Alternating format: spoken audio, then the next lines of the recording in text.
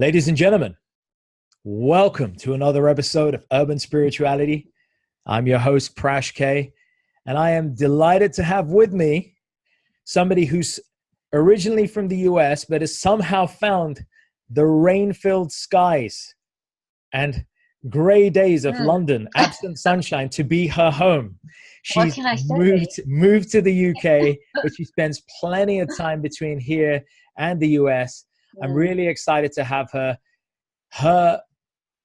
I wouldn't even know where to exactly begin, but let me just give you a little bit of insight. Julia comes and brings with her a wealth of talents and skills from a background that includes an MBA from the London Business School, no less, time spent in the US honing her craft. In addition to that, she's been through a lot of training, stress management, hypnotherapy, NLP, a number of other strings to the bow. I'm not even going to spoil it and mention that she's also a nutrition specialist in the making. She loves her training. She's worked with plenty of people the world over. She's a published author. I'm delighted to say that her... Can I show my book? Go show the book. Absolutely. She's got a 5-star rated book on Amazon. Yes. Attract Authentic Love. How to bring true love into your life in 3 proven steps. Julia is a undeniable powerhouse, bringing her author skills, her personal coaching experience, her MBA experience, and blending all of that to bring a powerful way to solve people's problems and master the art of interaction. Please put your hands together and show your love for the wonderful Julia Keller. Julia, welcome. Thanks, guys. Thanks, Prash. That was a great introduction. Thank you. Julia, we're really delighted to have it. So the first thing I want to ask you is, who's top of your Christmas shopping list and who's not? Oh, I can't give away my secrets. You mean other than my kids, for whom I have spent more money than, I'm not even going to go there.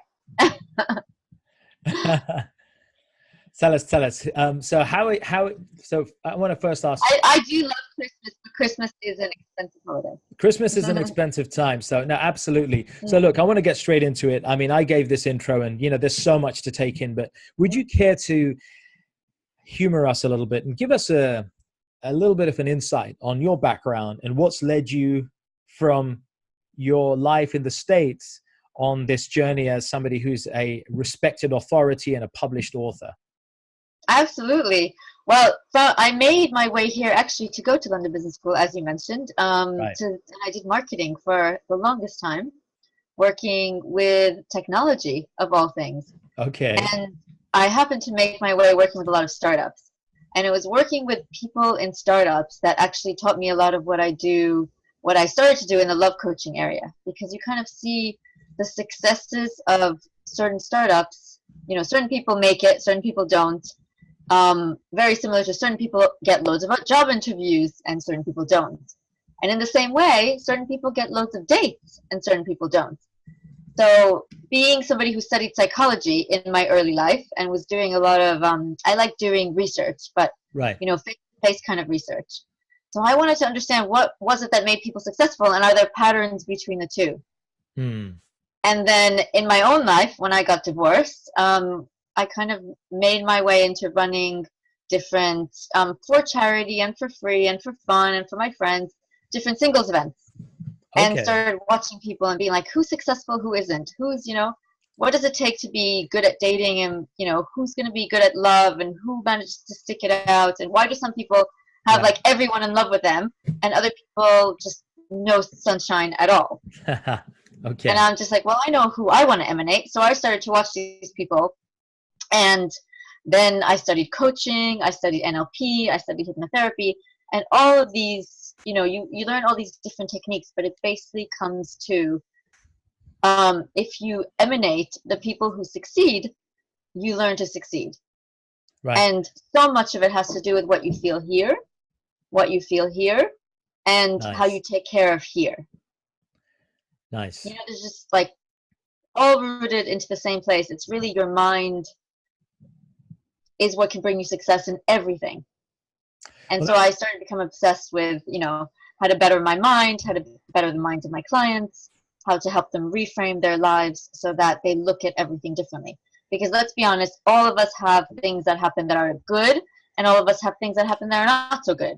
And the difference between whether, how we live our lives has everything to do with how we look at what happens. Because we can look at something wonderful and be like, oh, it's okay, but I really wish I had that. Or we can look at something terrible and be like, oh my God, my life is so awful. Why am I so punished? Right. Or we can just change everything around and look at something wonderful and be like, wow, I'm so lucky. I'm so fortunate. Thank you, universe, for bringing this wonder down to me. And look at something terrible and say, okay, well, that was a test. That was a fork in the road. That was a obstacle, but I managed to get over it. I fell down. I shattered into a few pieces, but I put myself back together, and look, I'm okay. And look how much I learned from this horrible thing that happened. And in the end, the people who were successful were the people who were able to constantly keep that sort of attitude. I'm sure you encounter a lot of that in your day-to-day. Yeah, for sure. We work with people just recently with the Men Empowerment Academy. One of the heart and soul topics was our mindset and how we need to shift our mindset from a victim mindset to somebody who's actually an explorer, an adventurer. And we kind of took this refreshing tack, right? That, That's wait a minute, a great way to put it. why? Yeah, right. Yeah. So instead of kind of asking, and I think one of the messages that came out, one of the key themes for us was, if you want good results, if you want good outcomes, you got to start asking the better quality questions. You've got to start asking better questions to get better answers, better results. And a lot of people are so focused on getting the right answers, they forget to ask the right questions. A perfect example is in relationships or stuff in life. People, when something bad happens, calamity happens, self-sabotage picks up, right? And they say, hey, why me? Why is it always me? Why does this happen to me? Absolutely. Well, hey, it doesn't. Or first of all, does it always happen to you? Does it really always happen to you? And why are you saying, why does this always happen to me? Could there be a better question? Could there be, for example, a better question could be, well, this has happened to me. What can I learn from this? Instead of saying, why does this always happen to me? And I think, and NLP talks about reframing, and, yes. This could be an entire 3-hour interview. Yeah, and you, NLP. Like me, are a student of NLP, aren't you? Yeah, right. I'm a student of NLP, and and that's why you touched on modeling there, emulating, right? Modeling and emulating. And folks, for those of you who are kind of listening in here, this isn't the stuff that Tyra Banks does and some of the famous cat models. Modeling in NLP. This is a very different kind of modeling. It's very kind of different. No, I think actually, if you watch her show, which I have at times watched her show, I'm guilty pleasure. If you watch her show, I think she does a lot of remodeling. She probably is a student of NLP as well. Right. And she's probably doing it, whether it's consciously or unconsciously, but she's doing it. And I think that's why she's so successful, because she doesn't have. Absolutely. So I want to ask this one question to you. What do you think are the top 1 or 2 reasons why people kind of end up self-sabotaging, especially in the area of relationships, whether especially romantic relationships, not only romantic, right? People, I mean, at this time of Christmas, you end up, we know countless people, and folks, if you're listening in and clicking, if you resonate with this, there are many of us who have, let's say, challenging relationships with our parents, siblings, loved ones, and so forth. How many of us end up self-sabotaging? Sometimes when that other person is trying to reach out to you, and that reminds me of the old Mike and the Mechanic song, we're all different people and we're living different lives. We never forgive, and therefore one of us dies. And it's so much like that. We end up self-sabotaging. Mike and the Mechanic. So Julia, what's your take on this? That horrible thing, self-sabotage. Well, how many hours do I have really to answer that question? Okay, let's say one of the top reasons is I do think people in general in life take the easy road out all the time. And I do think it is easier to be a victim than to actually look at your life, own your mistakes, and be like, okay, I'm here because I made myself come here. It was a mistake. I made a mistake. I've wasted years, or whatever it is that, excuses we tell ourselves. I've, come this far. It's my error. And now I'm going to turn around and do something about it and change my future. It doesn't reflect my past. how much easier is it to be like, oh, poor me, poor me, poor, my job is terrible, my boss hates me, I'm about to get fired, I have all these bills. You know, it's much easier to Right. play victim than to Totally. stand up and be like, okay, yes, this stuff happened to me, I allowed it to happen, now what am I going to do about it? Right. I mean, that takes work, and I just think, you know, a lot of times we take the easy way out. I mean, I have been guilty of that up to a certain point as well. We all are. You know, it is Yeah. easy to play victim. It's easy So, to play you know, victim. Yeah. it's harder to stand somewhere and be like, I'm going to change my life. And it actually is really hard. You know, I'm not, when I talk to my clients, I'm just like, okay, yes, you've been single for 10 years. And yes, you've had all these failed relationships. And, you know, yes, this has happened up to now, but let's change it. You know, but this is going to take work. I always tell people it's going to take work. Are you really ready to do this work? Because it's not. There's no free ride in life. You know, everything that we work on, we're good at. I mean, let's be Totally. honest. People who are professional violinists, they're not born that way. They're not like, you know, I mean, I know some people who are professional violinists, their parents are tone deaf. You know, they have never, their parents didn't, you know, all their parents were able to do was like get them their first couple of years of violin lessons. And then these people just Yeah. fell in love with playing that instrument and just kept up and practiced every single day. And then they became the professional, amazing violinists that they are. You know, Yeah. and it's not, Yeah. it takes a lot of work. I mean, you look at how much they practice. They get up at 6 a.m., practice 1 hour before they went to their day job so that they can afford their lessons. Right. You know, and one day things broke through, but that's like with everything. I mean, as an entrepreneur, you probably see it all the time. You know, as an entrepreneur, start having your own business, it takes years before you actually, you know, make money doing it. And how many people quit up to the, you know, they're like, oh, it's just too hard, I'll just go and work for the man again. So yeah, You know, because yeah, everything I've been down that that road. everything that succeeds takes a lot of work. So I think, you know, And it's I think that's a truth. If we get that, I think that there's a learning right there. There's a distinction. Are you in it for the long haul to succeed, or do you want quick results without putting in the effort? And that's a distinction itself, folks. I think if we can take that to heart and recognize that if you want to undo self-sabotage, you need to stop playing the victim. You need to stop regarding yourself as a victim and starting to ask better quality questions, right? absolutely.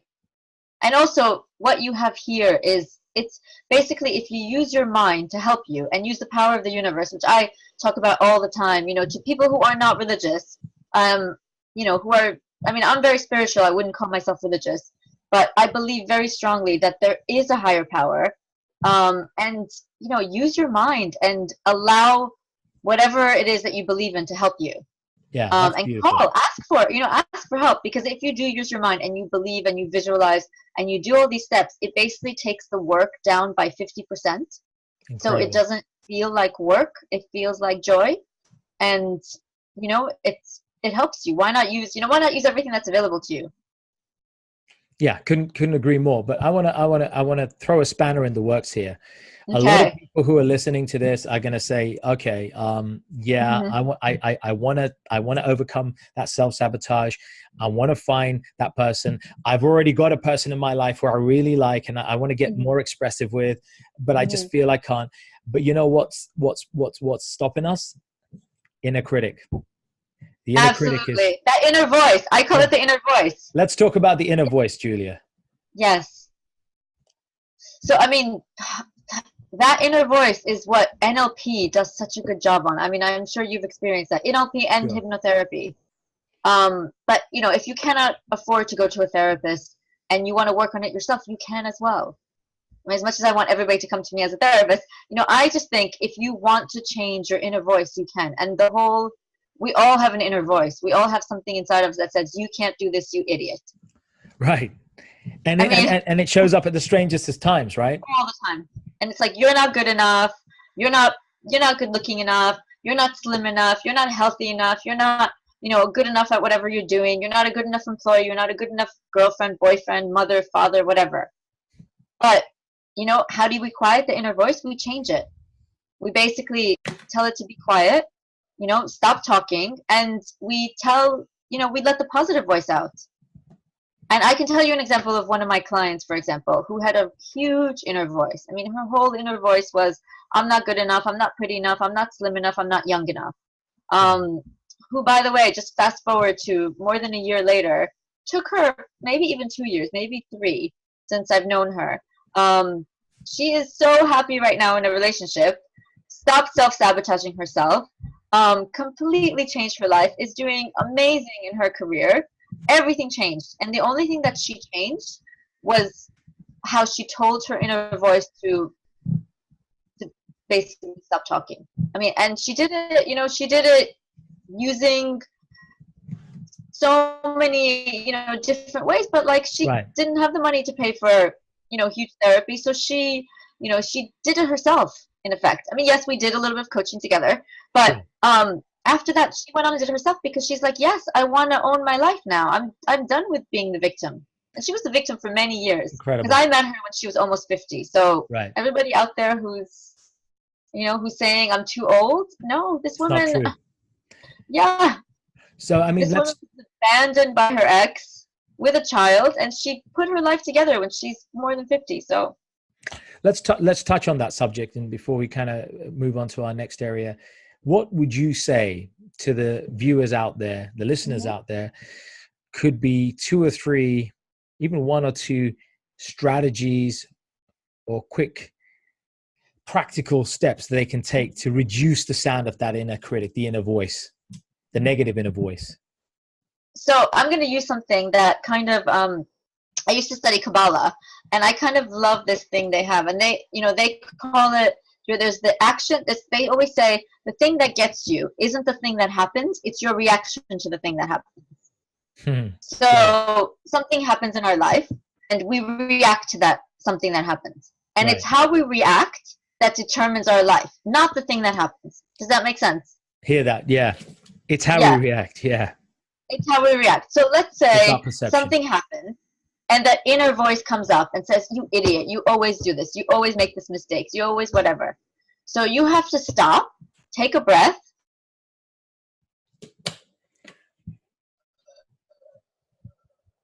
Why you take a breath is you quiet that, that pounding heart, which is what makes your instant reaction. So you don't allow instant anger, reaction, negative voice, whatever it is, to control you. You take a breath, you pause. Yeah, whatever it is that's coming to your head, you basically turn it off, and you turn on whatever it is that you want to tell yourself. So what I recommend to people is to have a little mantra that they tell themselves. You'd like this because you're, mantra therapy.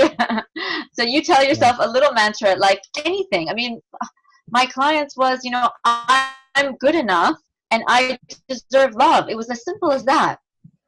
I'm good enough and I deserve love. And then afterwards it became, I'm enough, I'm pretty enough, I'm slim enough, and I deserve love. And you know what? She lost weight and she started going to the gym just based on that whole little addition. Incredible. So if you just put a little voice, like that little mantra, you say it to yourself constantly, and then you allow the new reaction to happen, which is, no, I'm not going to react like that. You're right. I'm good enough. I'm, yeah. And then you change the whole reaction. And that just has to become a new habit. Love that. Because the whole thing is, all those negative voices are just negative habits that we've established over the years. Because whatever it is that happened, in our childhood, in our youth, because it always goes back to that, created this pattern, this habit that we're used to doing. That we're used to doing. Being not so nice to ourselves, whatever it is. Yeah, so we just have to create this new habit. And in the beginning, every new habit takes a period of adaptation. It's not instant. So in the beginning, it will feel forced, and it will feel weird. It feels weird to be like, I'm good enough, I'm pretty enough. It feels weird to say that to yourself.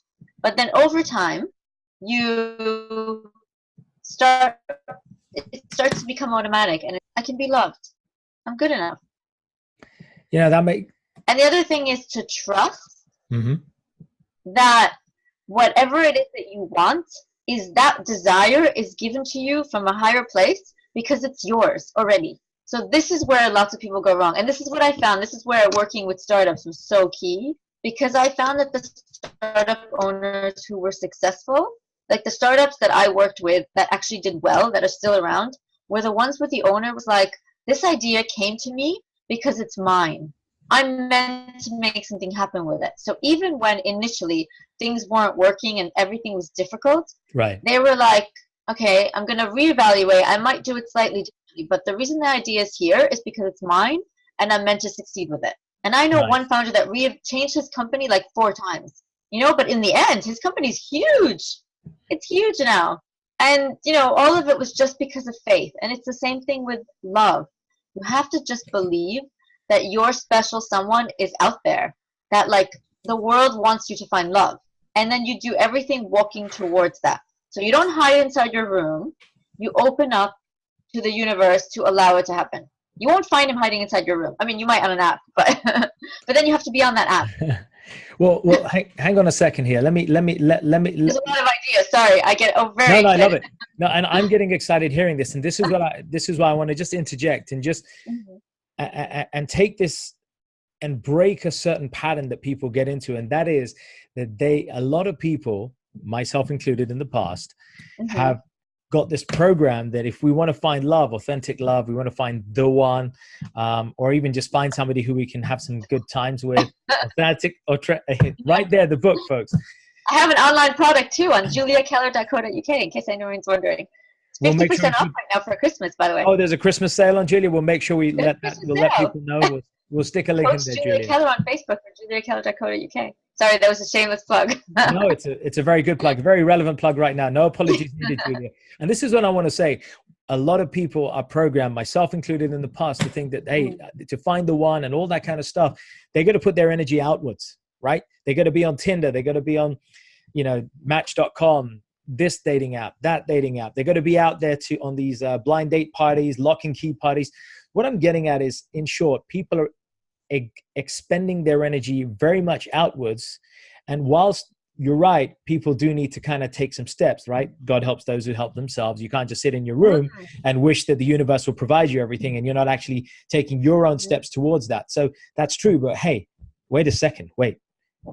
What happens when people are spending so much energy outwards that they're forgetting to love right here? So that's what I want to pick up on. I'm so glad you said that, because that's the other person. So there's like the two kind of people that I write about in my book, in fact. The one that's out there, so the one that's not out there at all, she's basically like decided to have lots of cats. I'm sorry I say that, the cat lady. But I don't like to stereotype, and just being like, I'm never going to find love again because they're all jerks. There's that person. And it could be a he as well, by the way. I know, totally. There are men who have this too. And then there's the other person. I had a client who came in like this, and she's like, she was gorgeous. She was literally like 5'10", slim, blonde. I think she was like 35, and she's like, I'm getting married, and I'm on every single app. And she was literally on apps I haven't even heard of before. And she's like, why isn't he coming? Why haven't I met him? Because I'm like going like 10 dates a week. And like last week I even went on 15 dates. Like I'm doing 3 a day. Like, where is he? And I'm like, you know what? Slow down, because you're making me anxious. Right. I'm just like, take yourself off of everything. You choose one and you do it with consciousness. Right. So this is the other problem that people have. There's the people who are too consciousness. They're like, I'm just going to pray and he's going to come. And I know a few women like this, and he does not come if you're not out there, or she. And then there's the people who are like, I'm going to be everywhere. I'm going to every party. I'm going on like 5 dates a day, whatever it is. I'm everywhere on every app. I'm going to double, triple book, and I'll decide on the night. And then nothing happens as well, because there's this fine line. It's like walking a tightrope. You have to have the consciousness, and you have to have the actual going and doing it. Right. And you need to be somewhere in between. You have to approach everything with openness, with warmth, with friendliness, but with also the consciousness of he might be here. But even if he's not, or he or she might, but even if that person isn't, I get something from my environment, so that everything I do, I find pleasure in and I enjoy. And I meet great people, even if it's not my soulmate. I love that. You know what? I have a kind of way of expressing this. Let me share this with yourself, Julia, and our audience. I say, act in such a way that everything matters. Nothing is so important that you sacrifice everything else.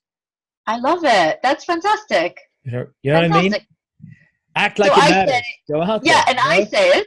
So I say it, and I say it in my book. I'm just like, be the yourself you want to be, with or without him or her. That's golden. I want to capture that. that is just golden, because this is the thing. There's so much to be said about how we act without that person around. And yet you're out of integrity with yourself. People do not realize you're out of integrity, and you're out there trying to find the person that you'd like to be with when you yourself are not cultivating the beautiful qualities in yourself that you would want the other person to be attracted to. I mean, the very things you want from somebody else. Surely we should be emanating those things ourselves. And what better time to do that than starting to give back to the man in the mirror or the woman in the mirror. Start right there. Michael Jackson was on Completely. it, right? MJ was onto something when he wrote that song, right? You want to make the world a better place. Exactly. He was ahead of his time. So let's touch on that. I mean, let's talk about self-love, and let's talk about cultivating that authentic love with oneself, because I think, and I know we talked about this in our promotional material. This is such a powerful point, and I know that you're an interaction expert, and you know your background is authentic love. But let's touch on that, if you would, and indulge us a little bit. You know, how do you fill those inner gaps? My personal belief.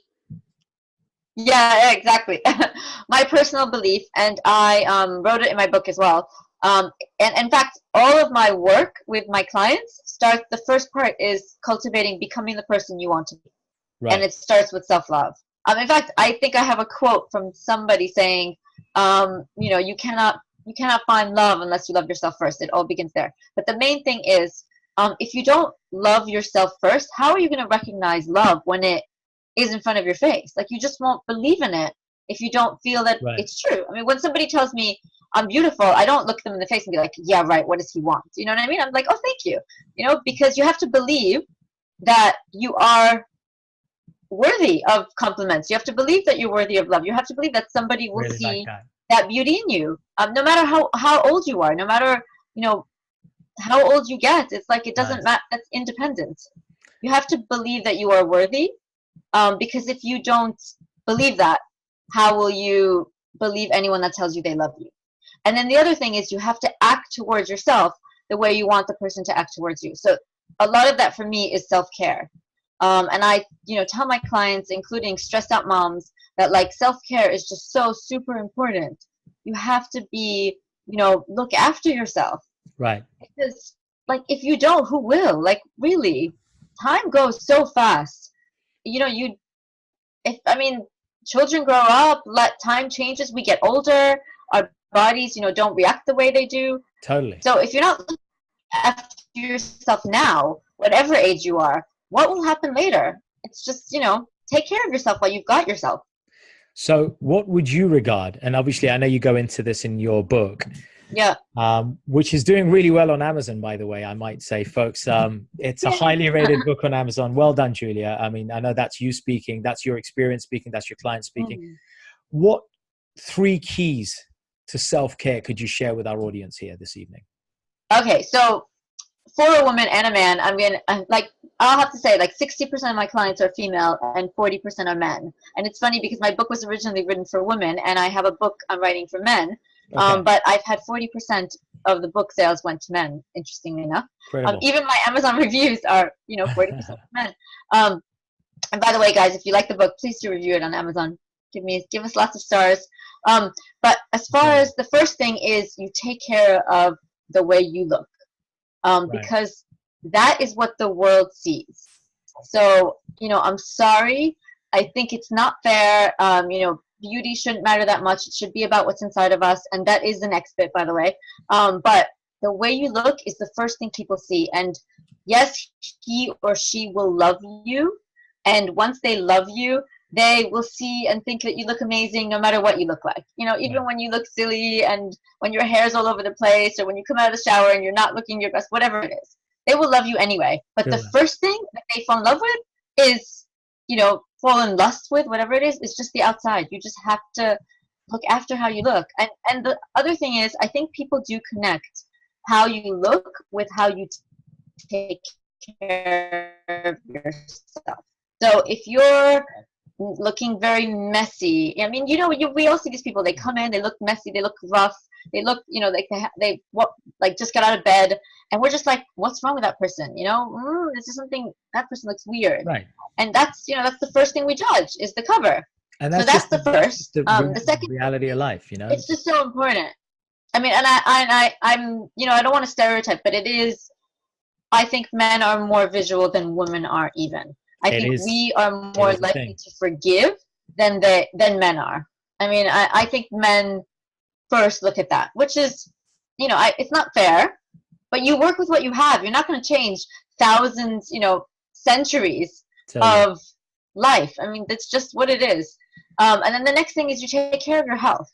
Because let's be honest, this is why I'm studying nutrition and naturopathy. Because let's be honest, what else do you have if you don't have your health? I mean, for these So people true. who work crazy hours and they sleep 4 hours a night, and then they, you know, and they go and smoke cigarettes and they get drunk. I'm like, we've all been teenagers, we've all done crazy things, but now, like, take care of your health.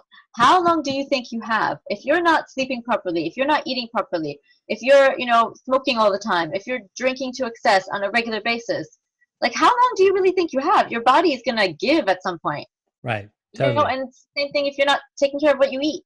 um and, you know, exercise, like, sorry, but the research out there is like, you have to look after your health, you have to exercise, you have to eat right, because our bodies, they're only, you know, they're only so elastic.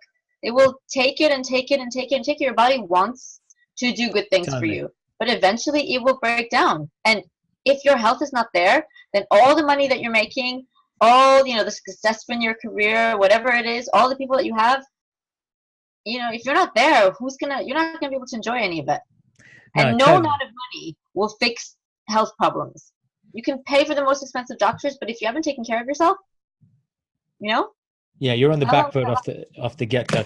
I think last? that's an important thing. A lot of people think, and here's the irony here. You know, a lot of people, and this is, I think this is a bit of a tragedy. A lot of people think that me time, look, treating myself. You know, we say take care of yourself. So a lot of Mm-hmm. people misconstrue, at least in my humble opinion, and from Mm-hmm. what I've seen on people who come on our retreats, people who we work with, Yeah. time and time again, when we talk about me time, they misinterpret that me time means that it's an excuse to just overindulge in anything they want. Like, oh, me time, so I should just drink whenever I want. I should Yeah. eat whatever I want. Sit in I front of the should do TV. whatever I want, sleep whenever I want. But wait a minute, that's not true self-care. Mhm. Absolutely. Oh, and the third point, of course, I'm not neglecting this. The third point, very important, take care of what's in here. In here. So take care of your mind, Nice. because the other thing I'm going to say is, in my personal opinion, I think, you know, I think cancer, heart disease, all the diabetes, all those things are horrible, but nothing is more horrible than something like Alzheimer's, where you lose, you know, your brain goes, where you literally are still alive, but you have no idea who you are. That's why we take care of this. We take care of your Absolutely. mind, both with your diet and how you take care of your body, because, you know, the link between Alzheimer's and diabetes and Alzheimer's and smoking and Alzheimer's That's it's chronic a very diseases is yeah. big, um, very big link. But, you know, you take care of your mind, because there's also so much proof that if you keep studying, if you keep, you know, using your mind, if you keep learning new things, not only do you become a better person, you know, you want to be informed about the world, you want to be interesting to talk to, you want to be someone that has Right. lots going on, but you also, you know, live a more interesting life, with all the Totally. things you learn. I mean, I know there are people in my class, in nutrition, who are, you know, women after menopause in their 60s, and they're still learning, and they're like, I'm discovering Incredible. this whole new world, and it's amazing to watch that. So never stop learning, never stop improving yourself. You know, you can learn new things Powerful. whatever age you are. So if you take care of those three, you'll be okay. I love that. So folks, we're near the end, and I just want to take a moment to ask you, Julia, we've got the Hmm. book now. We've got the Yes. nutritional program in the wings, in the making. What's next on Julia's radar? Mm. So I need to finish that book for men for sure. Well, Julia, I'm, hey, you know, you're have a writing goal a to book for finish the men. book for men. We need to get you What's on the that? Men Empowerment Project. We need to I get would you on the love Men Empowerment. to. Yeah, I We have need a to get you fantastic in book front of for men, and I'm in front of our halfway through, male. and I would love to get on there. We should definitely And that's connect. due for the summer. Good. But also when I graduate, I hope that there will be a clinic. I have a plan for an amazing Oh, clinic to help people with their longevity and vitality, so that they can basically stay younger longer, because I'm passionate about that. So, but I need to graduate my program first because I have lots of huge ideas, unfortunately. And like first I have to finish one thing at a time. Dot, dot, dot. Absolutely. Can I just say connect the dots? But I I do amazing things. Can I just say that it would be great when you open up your clinic in London. But I knowing your transatlantic sojourns, I expect that you'll have something stateside as well. So people both sides of the pond can benefit from the next level of wisdom that you're going to bring to the. I have my father working on that in the States, in fact. Hey, awesome. With his clinic. Your brother, did you say? My father. Your father's working on that on the States, so that's amazing. And I think that kind of combined force, when you're out there and you're getting your keynotes done, it will be a great opportunity to people to connect. And I would hope that we can have you back next year and you can share some insights about your clinic. We can do some online stuff as well, where we can really get those who are too shy to turn up, and we'll do some stuff. I know you're no stranger to Skype and Zoom, so we'll make sure that we get people give their chance. And definitely about the Manpowerment program. Sounds exciting. Oh yeah, so it's looking so good. We have another one up in January, and we'll be working with. We got a radio invite, so we'll be on show. Radio stations already approached us saying, "Hey, we heard what you're doing." We didn't even approach them; they approached us. We heard about this. We want you to be on the show and talk. So there's some great stuff, and I think it's about time, especially. And I'm not discounting the ladies for a second, but I think that out of the two genders, if there's one gender that kind of desperately needs to get in touch with their finer emotions, their softer emotions, I think that's the male species for sure. And there's a lot for men to realize that, to run around and take the caveman qualities doesn't serve us as men in the 21st century anymore. We're not just purely hunter-gatherers. You need a woman on that. Right. We're learners. I would rather say, rather than hunter-gatherers, we're learners and journey makers. That's what we are now, and we're all seekers. And I think that men can benefit a lot from, the insights that you're going to share and, what we're doing through Men Empowerment, and open people's hearts up. It's not just eyes, it's hearts and minds to help them. I love it. A lot of healing will occur if they just sit down, ask the right questions, as we've been doing here, stop playing victim, stop blaming your father for your childhood, your mother, your this, your that, your employee, and look to see what you can start doing to make that change. And then I think the other thing is that reality check. As you said at the beginning of this interview, we have to be patient. We got to ask ourselves, are we in this for the long run? And are we going to be patient? Or are we going to look for a quick fix? Because if you want a quick fix, guess what? Society provides us a plethora of distractions that we can, and deviations. And never good. Right? Right. And naughty food, Netflix binging, and whether it's a television diet or a food diet, we're distracting ourselves, and therefore we're numbing and suppressing that pain instead of learning, transmuting, and then weeding it out and creating something fresh. So, and I think that hopefully that'll be an insight that your book will reveal. So folks, Julia's book is out on Amazon. Julia, give us a wave of that book one more time, will you? Absolutely. There you go. And don't forget the online program for the ladies. Sorry, it's only for the ladies, the online program, but it's on my website, juliakeller.co.uk. And we will have one for men, but after the men book is published. So we'll get a link here on the show. I have to finish writing it first. Awesome. Folks, we'll have a link in the show for it. And thank you, guys. I want to thank you, Julia, for being with us and staying with us. And I just want to make a little announcement for all of you. Firstly, folks, thank you for being here. You've joined us at a time when, you could be doing many other things, Christmas parties and so forth, but somehow, somewhere in your heart and mind, you were guided to be here to consume this instead of the other stuff that you could consume. You've come to consume wisdom. Of course, that's why this is a Walk on the Wise Side show here at Urban Spirituality, and we're so delighted to have awesome guests like you who bring fresh insights for all of you. A quick fantastic announcement for those of you who are on with us. I'm delighted to say January 2019, watch out, we're going to have a live mantra therapy event in Wembley, yes, the home of Wembley Stadium, and that's going to be coming your way. So that's right up my alley. It's going to be right up your alley. So stay tuned. In January, we're going to be going to Wembley, and we're going to be having an awesome night of wisdom, meditation, mantras, all our signature stuff. And then fast forward Later in January, the next Men Empowerment workshop will be coming your way. So ladies, if you know a guy who could really benefit to become the best guy he can be, it's not Gillette, I'm afraid, or the shaving thing. It's It's better Men than Empowerment. Gillette. It's better than Gillette. Show up, watch out, and keep an eye on our Facebook page for that. And last but not least, we are going to Buckland Hall. I'm going to keep plugging this until people sign up, because you have to damn well sign up to make it. And what is that? Tell me more about that. We are on our mind, body, soul detox and transformation wellness weekend. Wow. 3 nights in the beautiful Brecon Beacons, 8th to 11th of March. We will be there. It'll be our third retreat back to Buckland Hall. It's one of our most popular retreats, where we take 20 to 30 people, and we will own a beautiful 400-year-old listed building that used to be frequented by J.R.R. Tolkien of The Hobbit. And we're going to be doing an incredible weekend of transformation. So you're all invited. Julia, you're invited too, of course. And so your friends. So we'd love to have you all there. There's so much to say. All I'll say is check out our other episodes. Check out Julia's work. I'll include the links here so you can check it out. And stay tuned. We have a couple more episodes on their way over the coming weeks that'll see you through to the new year. And we want to really make sure wisdom goes viral. Amazing. See how hard you work? Even over Christmas. Oh, even over Christmas, we're going to make sure wisdom needs to go out. So we'll make sure it's going out there. We'll do our best to keep a balance between personal life and wisdom, and let everybody be empowered, as you're so wonderfully doing, Julia. So thank you once again, Julia. You've been just awesome. Your energy, I can feel it right on the other end of this internet connection. It's just so awesome to have you. And we hope that we can follow your journey, and let's have you back on the show next year. Let's bring you back and let's do something awesome.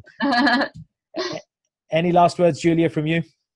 Thank you, guys. And again, juliakeller.co.uk. Please do tune in. And if you find us on YouTube, if you write Coach Julia Keller or Julia Keller Coaching, you'll find us on YouTube and tune into some of our videos. We have some great videos to get you through Christmas and New Year's.